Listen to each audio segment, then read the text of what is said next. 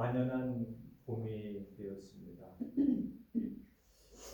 날씨가 이제 봄하고 가을이 짧은 것 같아요.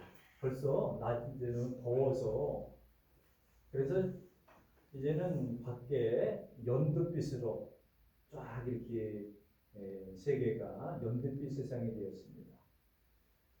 사람은 눈에 연두빛을 좋아하는 것 같아요. 초록빛 같은 거. 그래야지 눈도 시원하고 좀 마음에 편안함을 갖게 됩니다. 또 이렇게 만물이 꽃이 피는, 소생하는, 그래서 우리 마음도 우울했던 마음들이 좀 마음에 활짝 꽃이 폈으면 하는 바람이 있습니다. 이제 코로나 시국도 거의 다 가게 됩니다. 물론 위험성도 많이 있습니다만은, 그래서 아마 다음 주 정도는 홍역 정도로 쳐주는 것 같아요. 그래서 격리도 하지 않는다고 합니다. 격리하지 않고 또한 보상도 해주지 않습니다. 전에는 격리하면은 식구수대로 이렇게 얼마 정도를 보상해주고 코로나로 돌아가신 분 같은 경우에는 1,000만 원에 모든 것들 다 1,000만 원을 보상해주고 모든 것들 다 그냥 해주고 그랬는데 이제 그런 것도 없게 되어졌습니다. 그래서 요즘은 거의 한 가족의 3분의 2 이상이 한 번씩 다 고쳐가는 이러한 상황입니다. 다행히 사랑하는 우리 권사님들 뭐 걸렸다는 소리는 못 들어왔는데 다행히 잘 견뎌나가는데 앞으로도 그래도 조심하는 게 좋습니다. 참 우울했습니다. 답답했습니다. 함께 식사도 이렇게 같이 하면서 대화도 나누고 그랬으면 더 좋았을 뻔했는데 그런 것도 이제 없었던 이제는 앞으로는 교회에서 밥 먹어도 된다 이렇게 다음 주부터는 밥 먹어도 된다 이런 통보를 받았습니다. 우리 총회본부에서 그래서 좀 자유롭게 서로 교제도 하고 사랑도 나누는 것이 그래서 교회라고 하는 것은 말씀이 전하는 것도 있고 서로 여러 가지 있습니다만 교제도 중요합니다.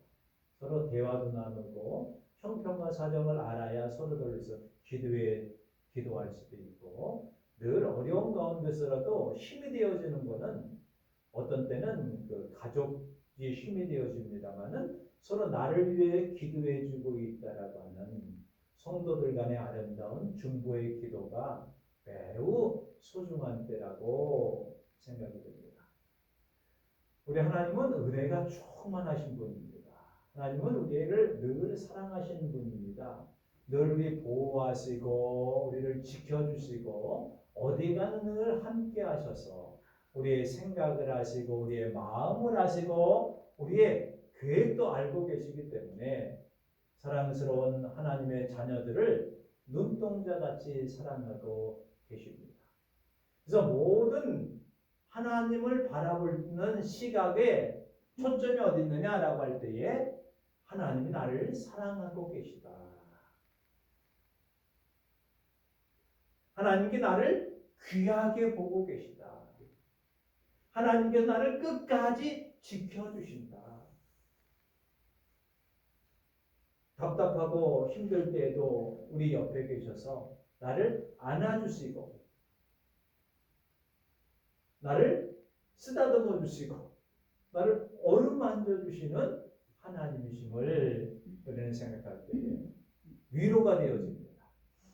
어떤 때가 위로가 됩니까? 내 생각을 아는 사람이 있어 위로가 되지요. 내 마음을 알아주시는 분이 있어 위로가 되어집니다. 아주 답답하고 속상한 일이 생겼어요. 아무도 몰라.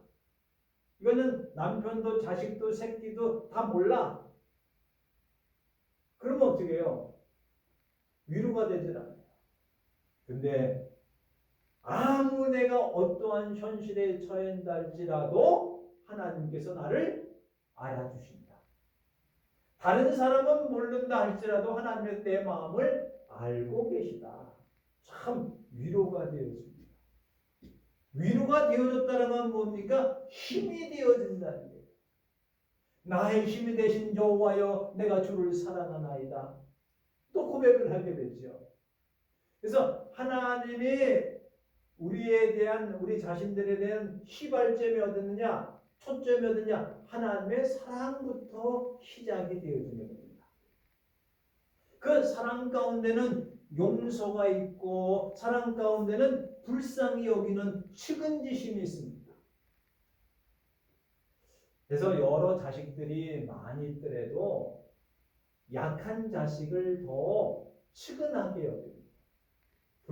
측은하게는 마음이 쏘인다는 게 많은 자식들이 있더라도 어려운 자녀들에게 마음이 더 쓰이게 됩니다.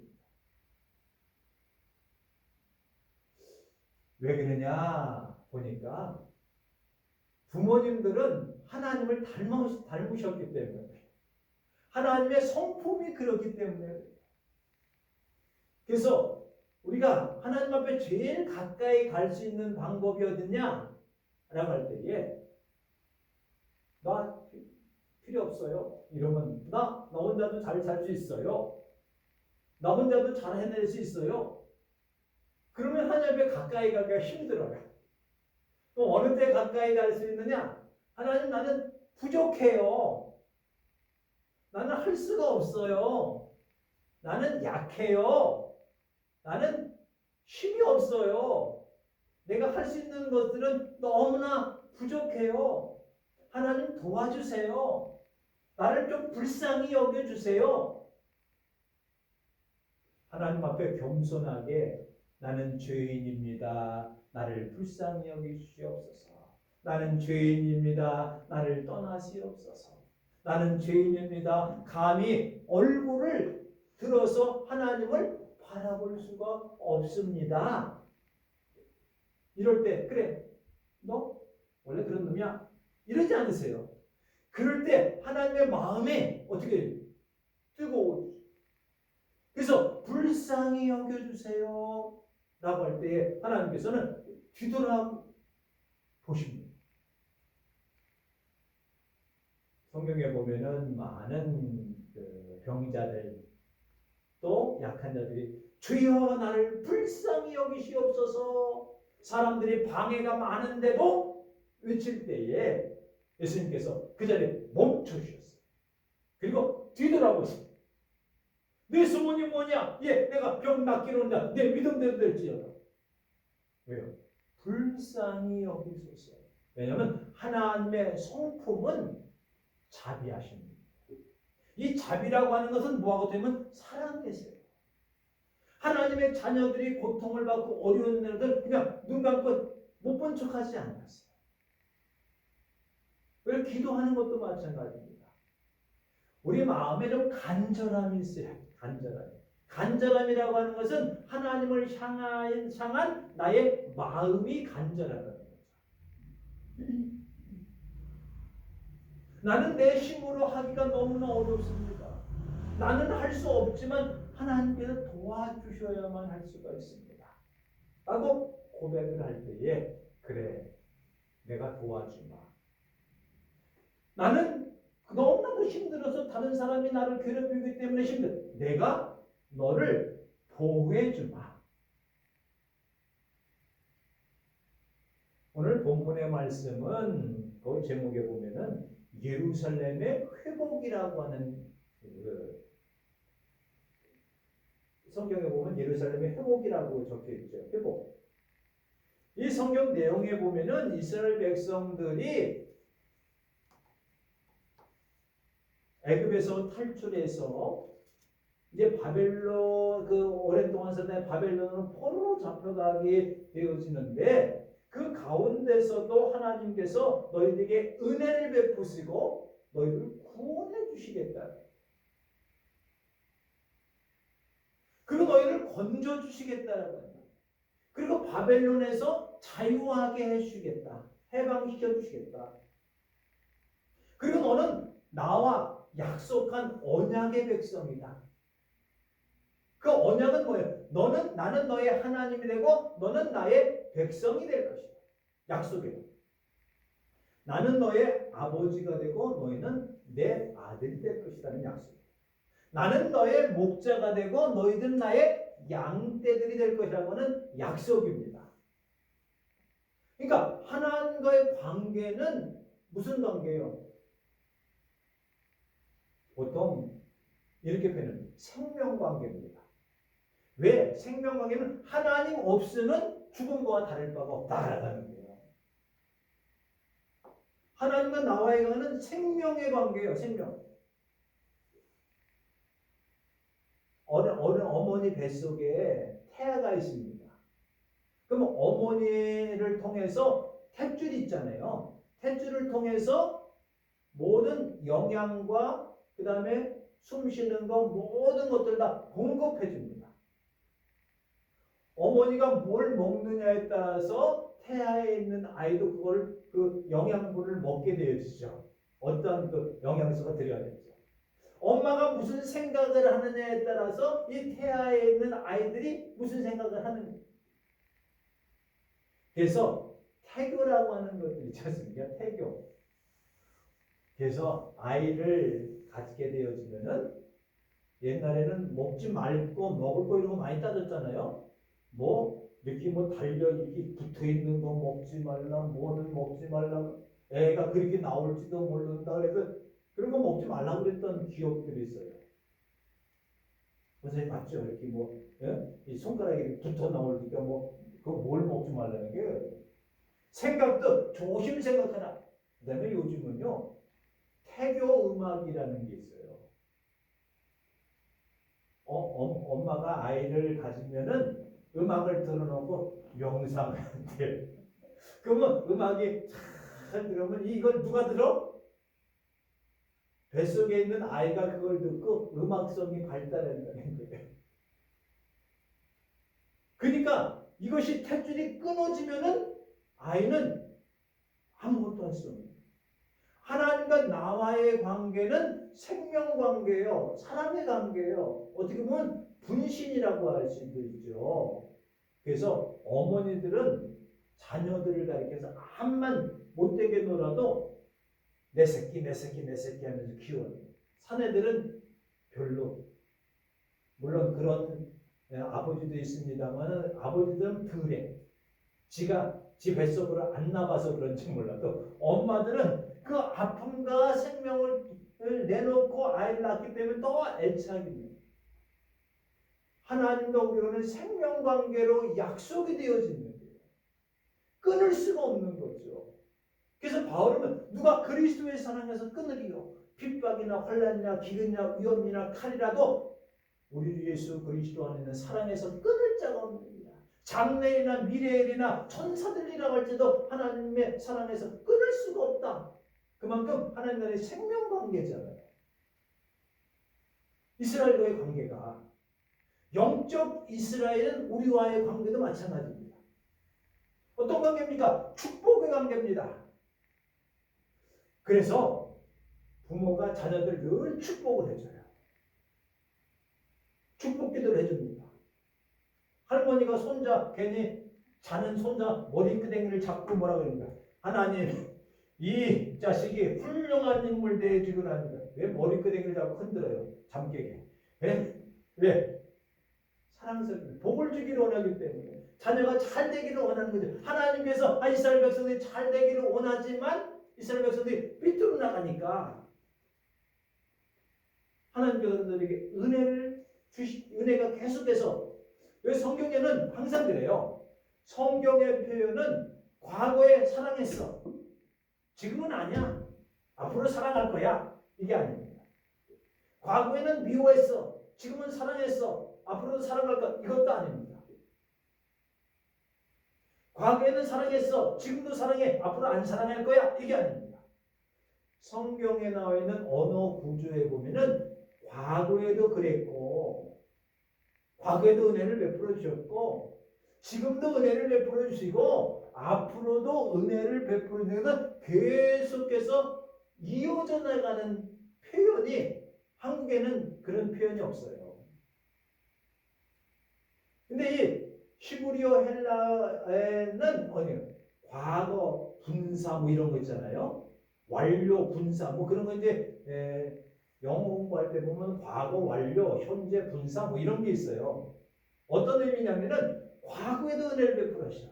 지금도 은혜를 베풀었어. 앞으로 은혜를 베풀었어. 다른 말은 과거에도 사랑했어. 지금도 사랑해. 앞으로도 사랑할 거야. 그래서 제가 좋아하는 것 중에서 우리를 끝까지 사랑하시는 주님. 끝까지 사랑하시는 주님. 사람은 변덕을 필 때가 있어요. 자기한테 잘해주면 이거 이쁘대도. 근데 조금이라도 서운하게 하면 미워. 앞으로도 미워할 거야. 그러면은 잘해주면 사랑. 무슨 조건을 붙이거나 상황에 맞도록 변하는 경우인데 하나님은 그러신 적이 없어요. 하나님께서 은혜의 때에 내게 응답하시고 라고 했어요. 은혜의 때. 은혜는 선물이요. 값없이 주시는 선물을 은혜라고 해요. 그런데 우리가 주의해야 될 거는 좋은 것만 은혜가 돼요. 내가 어렵고 힘든 가운데 처했어도 그것을 하나님의 은혜로 하래요. 예? 그러니까 은혜는 항상 하나님께서 베풀어 주시고 있는 선물이잖아요. 때로는 고난도 어려움도 힘들고 아픈 것조차도 하나님의 은혜예요. 사도 바울 같은 경우 보세요. 뭐 그에게는 질병이 있었습니다. 어떤 사람은 이제 안질이라고도 하는데, 그래서 성경에 보면은 너희들이 나를 위해서 눈을 빼달라고 그러면 눈을 빼줄 정도로 나를 사랑했다, 이런 성경이 나오고 있거든요. 아니, 하나님을 전하는, 그것도 사도 바울이 질병이 있어요. 그걸 가시라고 표현하는데, 가시. 여기 조그맣게 베낀데 따끔따끔하고 굉장히 신경 쓰잖아요. 그럼 바늘 가지고 머리를 득득득득 긁어가지고 딱, 이거 머리에다 긁는 거 아닙니다. 소독해서 해야 돼요. 불로 하든지 아니면 뭐 알코올에 해야지. 옛날에는 머리에다 득득득득 긁었잖아요. 이렇게 핀으로 바늘 가지고. 그래가지고 떼잖아요. 간호사 선생님, 맞아요? 머리에다 득득득득 긁으면 돼야 안 돼요? 안 되죠. 머리 안 된대요. 근데 옛날에는 다 머리에다 득득득득 긁었어. 얼마나 신경 쓰이는지 몰라. 이렇게 슬쩍 거치면 따가워. 근데 이게 몸에 박혀 있어요. 몸 안에 박혀 있다고 생각해요. 빼낼 수도 없고 너무나 괴로워. 그래서 하나님께 기도합니다. 하나님, 제발 나는 다른 사람들 병도 고치고 귀신도 내어주고 이런 일 다 하는데 왜 내가 이렇게 아파서 고생하는지 모르겠습니다. 이 병 고쳐주세요. 한 번 기도했어요. 하나님께서 안 고쳐주시네. 하나님 불공평하지 않습니까? 누구는 고쳐주시고 나는 안 고쳐주시고. 두 번 기도했어요. 사도 바울은 기도의 능력자입니다. 기도하면요, 그 기도가 들어지셔요. 하나님. 근데 자기가 하는 건 하나님 안 들어주시네. 세 번 기도했어요. 하나님 고쳐주세요. 하나님께 응답을 했어요. 내 은혜가 내게 족하니. 너 그거 은혜인 줄 알아? 그 축복인 줄 알아? 그 복된 건 줄 알아? 너 그것 때문에 더욱더 기도하게 되죠. 하나님을 더 가까이 내고 사는 감당했는데 그거 없으면 어떡하냐? 그게 더 좋은 거야. 그게 내가 준 선물이야. 아니, 질병, 고통스러운 것이 선물이 될 수 있습니까? 근데 하나님은 내 은혜가 족하도다. 그 다음부터는 사도 바울이 이걸 뭐예요? 아픔과 괴로움, 찔리는 것을 뭐라 그래요? 은혜로 알았어요. 이 하나님의 은혜는 그것을 응답하고 수용하면 그 구원에 이르게 되었죠. 요셉 같은 경우에 감옥에 갇혔어요. 얼마나 속상해요. 그것도 누명을 쓰고. 그것도 어떤 누명이냐? 성폭행했다는 누명을 쓰고 감옥에 갇혔어요. 근데 그것이 뭐예요? 은혜가. 그거 아니면은 총리 대신에 할 수 없기 때문에 그래요. 그래서 그것을 통해서 고난을 통해서 그것을 축복으로 알고 은혜로 알고 잘 견뎌 나갔더니 하나님께서 구원에 이르게 되고 가장 좋은 곳을 채우시는 거죠. 그래서 어떤 성경에는 이 은혜의 때를 뭐라고 얘기하냐면 너의 소원을 응답해 주시겠다 이렇게 표현하고 있어요. 또 다른 성경에 보면은 내 기도를 응답해 주시겠다. 그건 뭐예요? 은혜의 때라고 하는 것은 우리가 우리의 소원을 하나님 앞에 아뢰고 또 우리가 기도하고 소망하는 것을 그때에 이루어 주시겠다는 거죠. 그걸 받아들이라고 하는 거예요. 그래서 여기서 중요한 거는 은혜라고 하는 것은 좋은 내가 보기에 좋은 것만 은혜가 아니라 하나님 보시기에 하나님이 주시는 모든 것들이 다 은혜가 되어진다. 그것도 어려움도 되고 질병도 되고 고통도 되고 힘든 것도 아멘으로 받아들일 때 은혜가 되어진다. 그래서 원사님들 조금 어려움이 있고 힘든 게 있으면은 어떻게 생각해야 돼요? 원사님 어떻게 생각해야 될까? 하나님 내게 나를 사랑해서 은혜를 주셨군요. 아멘. 이래야 이게 예수 믿는 사람들이에요. 아 예수 믿어봤자 별거 없구나. 예수 믿어봤자 부자도 안 되는구나. 예수 믿어봤자 병도 안 낫게 되는구나. 예수 믿어봤자 부자도 안 되는구나. 예수 믿어봤자 그냥 꼬이는 것뿐이로구나. 이렇게 생각하면은 얼마나 힘들겠어요. 신앙인의 자세가 아니죠. 신앙인의 자세는 어떻습니까? 고마워할지라도. 왜? 하나님의 은혜는 전에는 나빴다가 지금은 좋았다가 앞으로 좋아지고 이런 게 아니라고 했잖아요.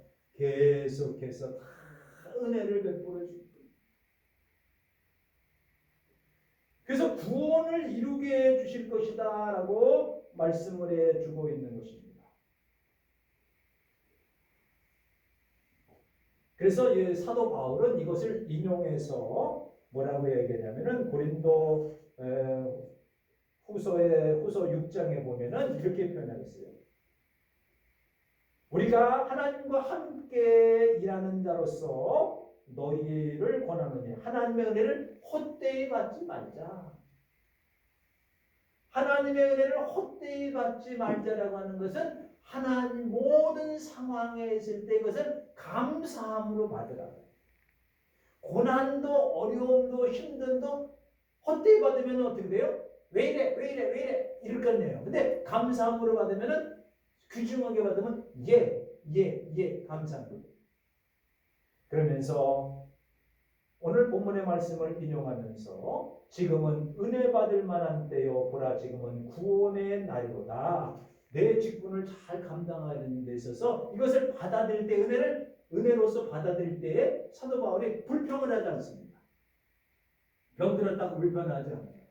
얻어맞는다고 불평하지 않아요. 도둑을 맞아도 불평하지 않아요. 은혜를 알기 때문에. 그래서 사도 바울은 고린도후서에 보면 나는 여러분은 그리스도의 향기입니다. 그리스도의 편지입니다. 그리스도의 사신입니다. 그리스도의 일꾼입니다. 그리스도의 동역자들입니다. 그리스도와 함께 일하는 사람입니다. 새로운 피조물입니다. 네? 하나님의 성전입니다. 그렇기 때문에 이 직분을 감사히 받아서 감당할 때에 모든 일을 주 안에서 합력하여 선을 이루고 아름답게 이루어질 것입니다. 라고 말씀하고 있습니다. 얼마나 감사한지요. 그래서 늘 이스라엘 백성들을 하나님께서 출애굽하게 하십니다. 출 바벨론하게 하십니다. 출 세상하기를 원합니다. 이게 애굽에서 탈출하는 거, 바벨론에서 건전함을 받는 거, 오늘 이 세상이라고 하는 죄악 세상에서 천성을 향해서 가는 대로 벗어나는 거, 이게 뭡니까? 하나님의 은혜를 헛되이 받지 않는 겁니다. 뿐만 아니라 성경은 우리에게 이렇게 말씀하고 있습니다. 내가 너를 돕는 자가 되리라. 오늘 성경을 보시기 바랍니다. 구원의 날에 내가 너를 도왔도다. 이 도왔도라고 하는 말을 할 때 뭐가 생각납니까? 에베네셀이라고 하는 말이 생각나게 됩니다. 하나님께서 우리와 우박을 내리셔서 브레이스 분들을 쳐부수고 구원을 이루어 나가게 하십니다. 사무엘 때. 그래서 돌을 세워놓고 하나님 감사합니다. 에베네스. 하나님께 여기까지 우리를 도우셨다고 에베네스라고 하지 않습니까? 하나님의 도우심은 항상 어느 때나 우리를 돕고 계신다라고 하는 것입니다. 환난의 때에 우리를 도와주심으로 고난과 어려움과 핍박과 위기 속에서라도 감사함으로 하나님 앞에 나아갈 수 있게 되어지는 것을 알게 됩니다. 그래서 우리를 천성으로 인도하는데 그 과정 속에서 오늘 성경은 이렇게 말하고 있습니다.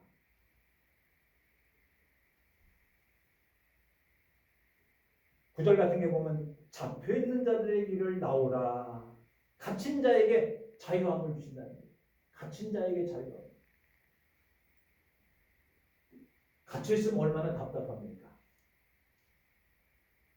코로나로 몇 명 이상 모이지 말고 집에만 있어라고 할 때 얼마나 답답합니까? 지금도요, 중국의 상하이 엄청 큰 도시입니다. 거기를 코로나 때문에 중국에서 봉쇄령을 내립니다. 봉쇄령. 봉쇄령은 뭐예요? 이 지역을 벗어나지 못한다고 철도까지 경비를 해요. 그리고 좀 이상하면 잡아가요. 왜? 코로나 번지지 않게 하기 위해서. 거기는 뭐 사회주의 국가라 그렇게 가능한지도 모르지만 우리나라도 옛날에 뭐 대구를 봉쇄한다 어쩌고 누가 말 한 번 했다가 난리 났지 않습니까? 꼼짝 못하게 거기는 벗어나지 못하는 봉쇄를 해요. 봉쇄. 봉쇄를 뭐예요? 꼼짝 못하게 갇혀놓는 거예요. 그러니까 거기 나가게 해달라고 막 소리를 치고 있습니다. 그 상하이가 굉장히 큰 도시고 무역 산업도 발전돼 거기에 딱 막아놓는다고 생각해요. 북한도 마찬가지잖아요. 거기서 딱 봉쇄조차 하는 거예요. 못 들어오게, 못 나가게. 그리고 자기들만이 통치가 하는 거예요. 그래서 나오라, 나오라. 내 바벨론이라고 하는 죄악의 세상에서, 애굽이라고 하는 세상의 죄악의 세상에서, 이 세상이라고 하는 세상에서 거기에 갇혀있지 말아라. 거기서 탈출해라. 뇌 속에 있는 죄악 가운데서 탈출하라는 의미죠. 너를 얽어매고 있는 것, 뭘 우리를 얽어매고 있습니까? 죄, 무지함, 답답함, 이것들이 나의 자유함을 억압하고 있어요. 여기서 벗어나라고 합니다. 그 다음에 여기 보면은 흑암에 있는 자들에게 나타나라. 다른 성경에 보면 이렇게 하고 있어요. 두려워서 이렇게 쪼그리고 움켜있는 자들에게, 움켜있는 자, 웅크려 있는 자에게 이리 나와라. 괜찮아. 이제는 괜찮아. 이런 거죠. 무서워가지고 책상 밑에 들어가가지고 이렇게 숨어 있어요. 숨죽이고 있어. 겁나고 막 벌벌 떨면서. 근데 이제는 지나갔으니 일어나. 나와. 무서워하지 마. 이제는 괜찮아. 이게 뭐예요? 오늘 성경에 나와 있는 것은 뭐냐면은 흑암에 있는 자에게 나타나라. 흑암에서 깜깜한 데서 벌벌 떨는데 넌 나와. 바벨론에서 벌벌 떨는 것 나와. 이제는 괜찮아. 이제는 빛으로 광명으로 나오라고 하는 거예요. 우리를 향해서 이사야가 이스라엘 백성들에게 하나님의 말씀하는 것은 오늘날 우리에게 주시는 말씀이기 때문에 우리에게도 이제는 더 이상 웅크리지 말라. 겁내지 말아라. 두려워하지 말아라. 거기에 뭐 어떤 거에서 억압받지 말아라. 이제 자유롭게 나와. 여기서 이제는 괜찮아. 얼마나 하나님의 위로가 됩니까? 여러분 이제 괜찮습니다. 겁낼 것 없습니다. 하나님을 의지하고 나가면 좀 가난하면 좀 어때요? 좀 몸이 연약하면 어때요? 우리 마음에 부자고 자유함이 있어야 되지 않겠습니까? 그래야 우리 믿는 사람들은요, 품격이 있어야 돼요. 품위가 있어야 돼요. 어떻게? 하나님의 성품을 닮아야 돼요. 그러면은 이렇게 위축되지 않습니다. 떳떳합니다. 또 가난해도 뭐 원래 그렇게 이제까지 살아왔으니까 뭐 부족한 것도 별로 없어요. 이제 7, 80대면은요 부와 상관이 없어요. 많이 배운 것과도 별로 상관이 없어요. 네? 건강한 게 최고죠. 뭐 무릎 아픈 거 다 아파요. 80대면은 안 아픈 사람이 없어요. 이 몸을 다 썼기 때문에 이게 연약해질 수밖에 없어요.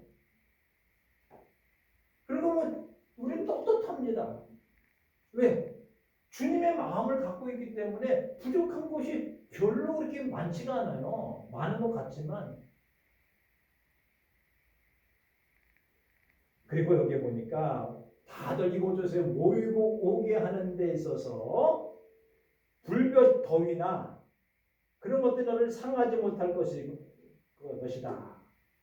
헐벗은 산을 그들의 풀밭이 될 것이다. 어떤 성경은 이 성경이에요. 제가 요새 잘 읽는 메시지라고 하는 성경에 보면은 제가 설교할 때 성경을 몇 권, 한 6권 정도를 다 비교를 해가면서 설교 준비를 하거든요. 이 성경에서 뭐라 하냐면 이스라엘 백성들이 바벨론에서 돌아오고 하는 것이 소풍 가는 것처럼 될 것이다. 표현. 소풍. 뭐 전적으로 동의하는 건 아닙니다만은 그만큼 들뜬 마음에 소풍 가면 뭐 생각나요? 사이다, 김밥. 그다음에 옛날에 이렇게 풍선 같은 데다 물러서 이렇게 쭉쭉 빨아먹는 거 있잖아요. 아이스크림도 아니고 빙고도 아니고 그 이상한 거 있어요. 어떤 그 주스물 같은 거 이렇게 넣어서 풍선 같은 데 똘똘 말아서 주면 그 그리고 소풍 가면 좋잖아요. 전날부터 잠이 안 와. 근데 비 올까봐 겁이 나가지고 막 자다 말고도 이렇게 하늘 쳐다보고 들어오잖아요. 안 그러셨어요?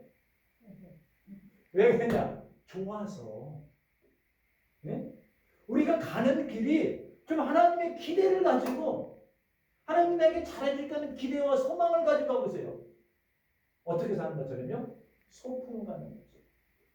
그래서 천상병 시인은 귀천이라는 곳에 이제 돌아가셨어요. 하나님 나라에. 그래서 하나님 앞에 가가지고 뭐라고 고백한다고 시에 써있고 노래에 보면 하나님 소풍 잘 다녀왔습니다. 또 어떻게 보면 하나님 학교 잘 다녀왔습니다. 이렇게 표현을 시를 그렇게 썼어요. 이 세상을 살아나가는데 물론 가시밭길도 있죠. 그런 것을 소풍으로 생각하는 소풍 인생을. 그러니까 우리가 바벨론에서 나와서 하나님 나라에 가는 길에 갔는데 이것이 풀밭이 있고 소풍을. 그런데요 하나님께서 우리를 어떻게 인도하시나? 우리를 긍휼히 여기시는 이가 우리를 인도하여서 풀밭이 있는 샘의 근원으로 우리를 인도할 거예요. 소풍 갈 때는요 답사를 가지 않습니까? 그래서 선생님들이 먼저 가가지고 쭉 봐요. 여기서 무슨 놀이하고 여기는 풀밭이 있고 여기는 물을 한 데 있고 여기 천막을 엿다 치고 다 이렇게 해가지고 학생들 데려가야 아무리 가자 그러고 가진 않아요. 우리 하나님께 미리 다 가는 길을 다 예배해놓고 정착지도 다니고 얼마나 세밀하신 하나님이신지 우리 보기에는 별거 아닌 것 같아요. 우리는 몰라서 그래요. 하나님을 조금이라도 알게 되어지면은 하나님의 인도하신 우리 지도자가 중요하지 않습니까? 우리를 인도자가 되셔서 이끌 때 황무지에서 사막에서 땅을 상속으로 기업을 상속해 주시겠다라고 8절에 말하고 그 상속할 곳이 샘의 근원이 되는 것으로 인도해 낼 것이다. 그리고 여기 또 한 가지 중요한 게 있는데 13절에 보면은 하나님께서 여호와께서 그의 백성을 위로하였은즉 고난 당하는 자를 긍휼히 여기실 것이다. 우리를 위로해 주시는 하나님, 우리를 격려해 주시는 하나님,